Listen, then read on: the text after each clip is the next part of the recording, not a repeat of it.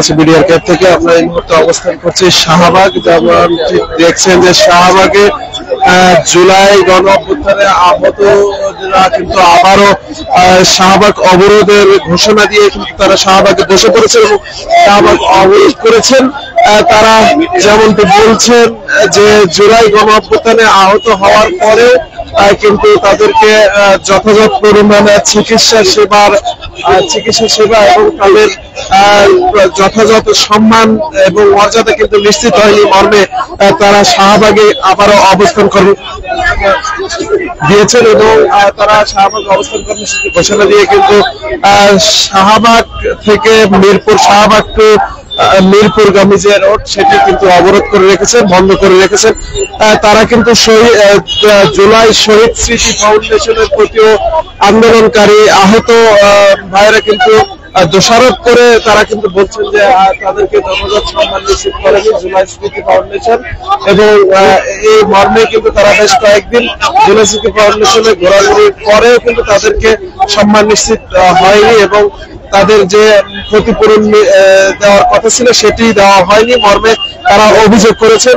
আমরা একটু শোনার চেষ্টা করব তাদের কাছে যে আসলে কি দাবি তারা মূলত শাহবাগ অবরোধ করে রেখেছেন। যে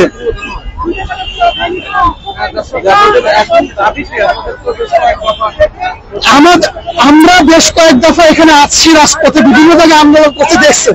আমাদের শুরু থেকে দাবি একটা, আমাদের অসুস্থ ভাইদেরকে চিকিৎসা দেওয়া হোক এবং আমাদের মধ্যে অঙ্গহানি যাদের হয়েছে তাদেরকে এই ক্যাটাগরিতে রাখা হোক, যাদের অঙ্গহানি হয় নাই তাদেরকে বি ক্যাটাগরিতে রাখা হোক। কিন্তু তারা কাদের সাথে আলোচনা করে ক্যাটাগরি 3টা 4টা করে করতেছে, তারা কারা তাদের সাথে আলোচনা করতেছে? আমরা কোথায়? আমাদের কারোর সাথে আলোচনা হচ্ছে না। আমরা তো সবাই হয়তো আমাদের সাথে কাগজ আছে, তারা আমাদের সাথে কেন বসতেছে না? দেশে এত বড় বড় মাঠ আছে, জায়গা হয় না? আপনি সাংবাদিক সম্মেলন করেন, সমস্ত আহত লোকদেরকে ডাকেন, দেখে সবার সামনে কথা বলেন, ঝামেলা শেষ। আপনার উল্লেখযোগ্য 2-1 সাথে কথা বলবেন, তারা তাদের পকেট ভারী করবে, তারা ধান্দাবাজি করবে, 10,000 আহত পরিবারকে বিক্রি করবে। এটা হতে দেওয়া যাবে না। এটা বৈষম্য। এই বৈষম্য যেন দেশ থেকে চলে যায়, বৈষম্য যেন না হয়, আমরা এই জন্য রাজপথে আসি। আমরা দেখেছি বেশ কয়েক দফায় কিন্তু তারা আহতদের সাহায্য করেছে, আহতদের ক্ষতিপূরণ দিয়েছে, এই ক্যাটাগরি বি ক্যাটাগরি। তো আপনারা কি এর আওতায় এসেছেন? হ্যাঁ, আমি এই ক্যাটাগরি আওতায় এসেছি। আমি হচ্ছি জেলা ফাউন্ডেশন টাকাও পেয়েছি, কিন্তু এখন আমি আমার ভাইদের পক্ষে এই জন্য এসেছি। এখানে কিছু ভাই আছে সি এবং ডি, তাদের সাথে বৈষম্য করা হয়েছে। আমি পেয়ে গেছি কিন্তু ঘরে বসে থাকবো, এটা হয় না। তারা আমার সহযোদ্ধা, আমাকে যে মূল্যায়ন করা হয়েছে তাদেরকে একই মূল্যায়ন করতে হবে, এটাই আমার দাবি। আমাদের দাবি হচ্ছে আমাদের রাষ্ট্রীয় স্বীকৃতি দিতে হবে, নাম্বার 1। নাম্বার 2, আমাদের অসুস্থতাকে চিকিৎসা দিতে হবে, সুচিকিৎসা দিতে হবে। এবং নাম্বার 3, ক্যাটাগরি 2টা হবে, এ এবং বি, এবং ডিজিটাল সুরক্ষা আইন করতে হবে। কারণ যেন ভবিষ্যতে যে সরকারি ক্ষমতা আসে আমাদেরকে নিয়ে যেন কোনো ঝামেলা, বিশৃঙ্খলা, হামলা, মামলা, হয়রানি করা না হয়। আপনাদের উপর অভিযোগ এনেছেন অনেকে যে আপনারা জুলাইয়ের পরে অনেকে বিভিন্ন কারণে আহত হয়ে ক্ষতিপূরণ দাবি করছেন। আমরা যারা জুলাই আগস্টে আন্দোলন করে আহত হয়েছি, যারা এই কথাগুলো বলতেছে যে আমরা জুলাই আগস্টে আন্দোলনে আহত হই নাই, তারা আমাদের কাগজ চেক করুক। আমাদের কাছে কাগজ আছে, যাদের কাছে কাগজ নেই প্রশাসনকে বলবো তাদেরকে ধরে নিয়ে যান, আমাদের কোনো আপত্তি নেই।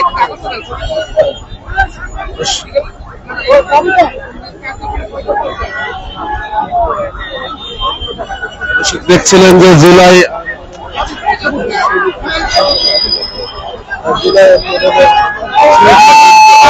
আন্দোলনে আহতরা কিন্তু মূলত এখন শাহবাগ, জুলাই আন্দোলনের আহতরা এখন মূলত শাহবাগ অবরোধ করছিলেন। শাহবাগ অবরোধে কিন্তু তারা পুলিশের সাথে তাদের কিন্তু মুখোমুখি অবস্থা রয়েছে। আমরা এখানে কিন্তু রমনা জোনের পুলিশ কমিশনার সহকারী ডেপুটি কমিশনার মাসুদ আলম কিন্তু এখানে উপস্থিত রয়েছেন এবং উপস্থিত থেকে কিন্তু তারা মূলত এখানে জুলাই আন্দোলনে আহত যোদ্ধাদের সাথে কিন্তু তিনি কথা বলছেন। কিন্তু শান্তি করার চেষ্টা চলছে, কথা বলছে। দেখছিলেন যে পুলিশের রমনা জোনের ডিসি মাসুদের সাথে কিন্তু কথা বলছেন, বলে তাদের দাবি দফাগুলো শুনছেন এবং সেটি সুরাহা করার চেষ্টা করছেন, যে এটি সুরাহা করার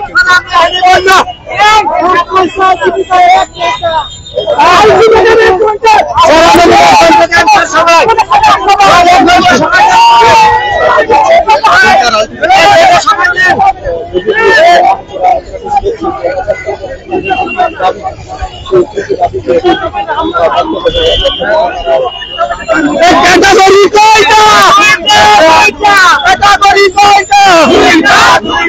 দর্শক দেখছিলেন জুলাই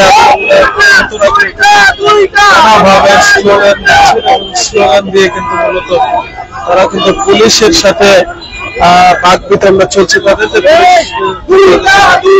নানা ধরনের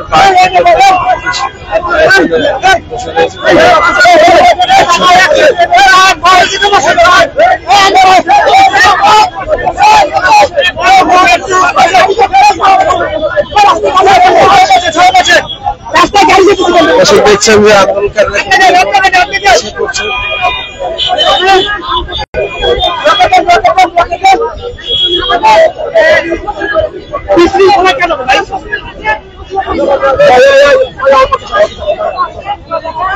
যে তারা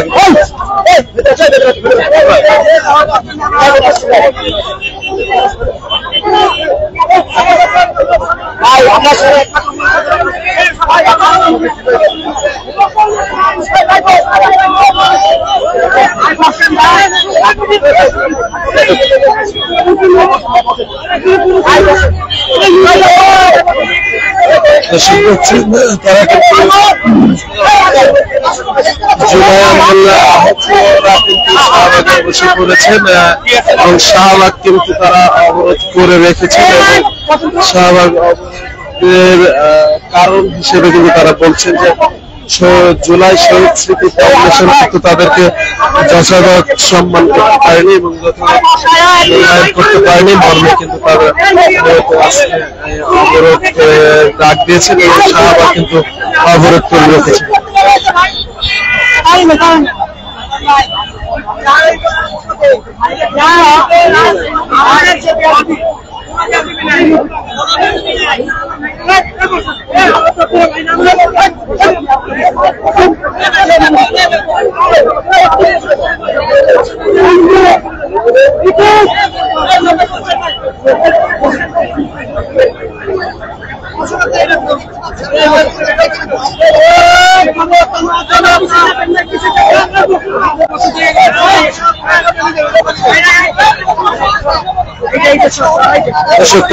আন্দোলনকারীরা কিন্তু এখানে বসে করেছে শাহবাগে বসে কিন্তু মূলত তারা শাহবাগের পরিস্থিতি কিন্তু এখন মোটামুটি যান চলাচল কিন্তু প্রায় অনেকটাই বন্ধ রয়েছে এবং যান চলাচল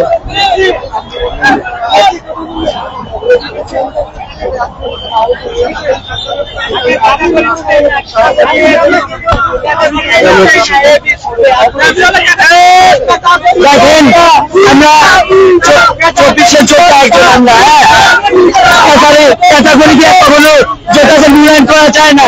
ক্যাটাগরি থাকবে এ বি, যেটা প্রধান উপদেষ্টা বলছে আমাদের। প্রধান উপদেষ্টা বলছে তোমরা ভাই ভাই কাজে কাজ মিলিয়ে থাকবে, তোমাদের রক্তের ঋণ আমরা কখনো দিতে পারবো না। তাহলে কেন আমাদের জন্য এত বিভাজন? কেন আমরা কেন ভাবে রাজপথে নামবো? সমন্বয়করা নতুন করে সাথে সব করে। আপনারা কি শুনতে পাইছেন যে একটা আহত ভাই স্বাভাবিক জীবনে গেছে? এটা কি শুনতে পাইছেন? পরিপূর্ণ সবকিছু ভাই আহত ভাই কেমন রে ভাই? কেমন দেখছিলেন যে তারা কিন্তু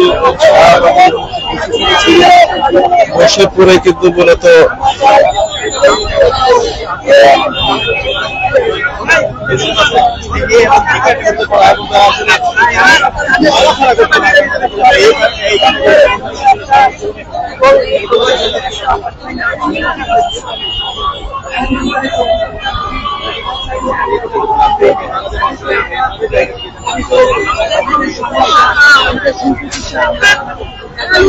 ছিলেন যে আমরা একটু শুনবো তাদের দাবি আদায় হয় ততক্ষণ পর্যন্ত আমরা রাজপথে থাকবো ইনশাআল্লাহ।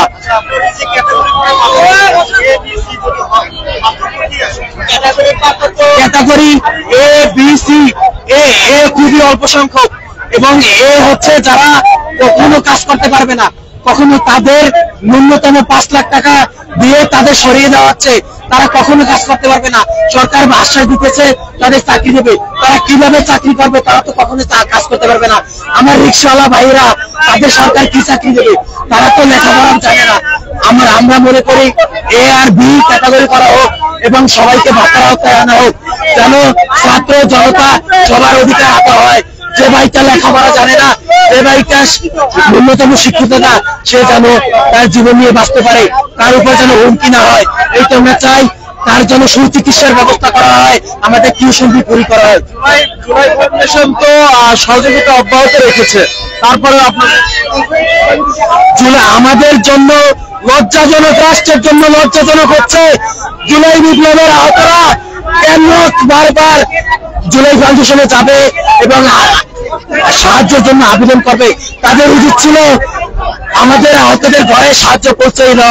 আমাদের ভাইয়েরা হাসপাতালে বসে কাটাচ্ছে, আমাদের শহীদ ভাইয়ের মায়েরা বুকে পাথর বেঁধে রেখেছে।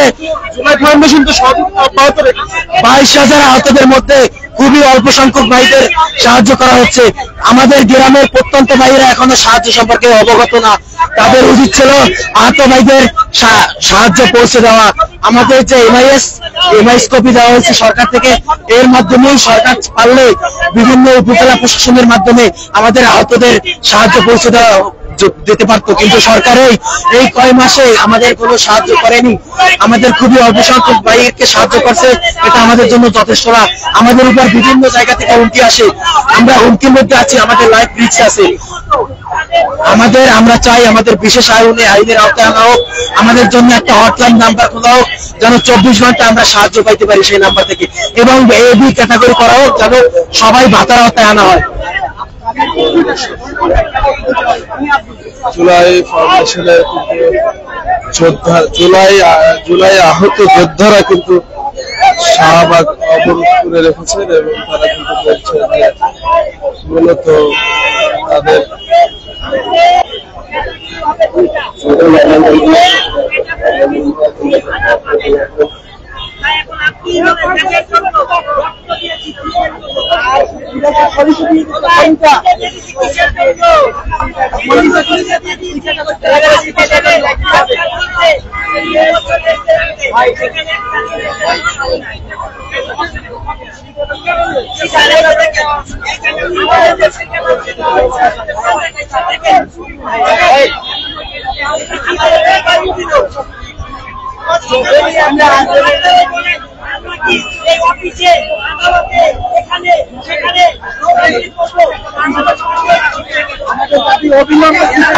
দেখছিলেন যে জুলাই আহতরা কিন্তু এই মুহূর্তে শাহবাগ অবরোধ করে রেখেছেন 2 দফা দাবিতে, যে তাদের আহতদের সহযোগিতার জন্য শহীদ জুলাই সিটি ফাউন্ডেশনের যে 3টি দফা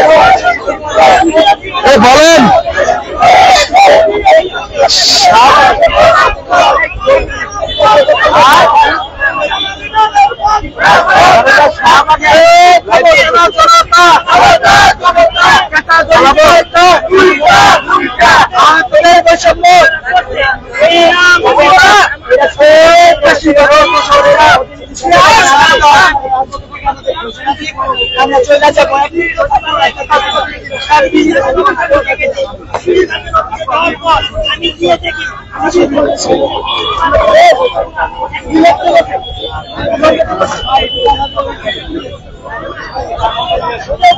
কি হয়েছে আমি একটু বুঝালে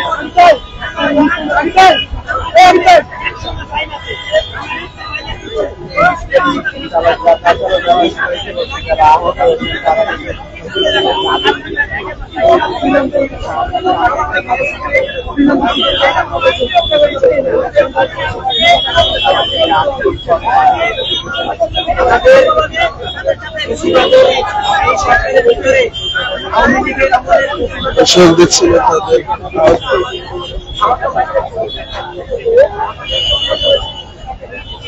তাদের আহতদের শাহবাগ অবরোধের ঘটনাকে কেন্দ্র করে কিন্তু মূলত শাহবাগে ব্যাপক নিরাপত্তা ব্যবস্থা জোরদার করা হচ্ছে এবং পুলিশ কিন্তু তাদের মুখোমুখি অবস্থান নিয়েছে এবং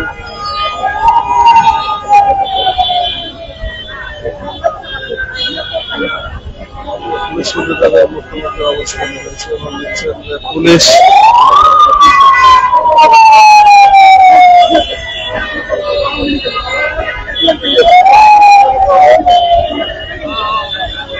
দেখছেন শাহবাগ টু মিরপুরগামী ব্যক্তি রয়েছে